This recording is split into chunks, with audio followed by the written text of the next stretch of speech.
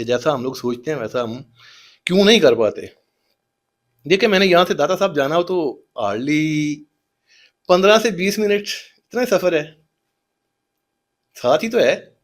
اور میری جو منزل ہے وہ مجھے مل جائے گی تقریباً کوئی 20-25 منٹ کے بعد، اور جو تکلیف تھکن برداشت کرنی پڑنی ہے وہ 15 سے 20 منٹ. اور اگر میں نے جانا ہو گلگت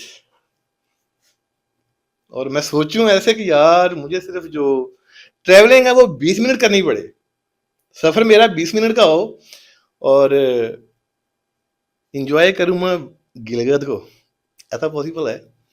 اور اگر آپ کا جو مقصد ہے وہ بہت بڑا ہے، خواب ہے وہ بہت بڑا ہے، اب خواب سے ایک اور چیز نکل آئی. نوٹ کیجئے گا کتنے فیصد لوگ ہیں آپ کے ارد گرد، آپ کا جو حلقہ احباب ہے اس کے اندر، کہ جن لوگوں کے ساتھ خواب ہوتے ہیں، مقصد ہوتا ہے جینے کا. میرا خیال ہے کہ بہت کم پرسنٹیج ہوگی. ایسے ہی ہے،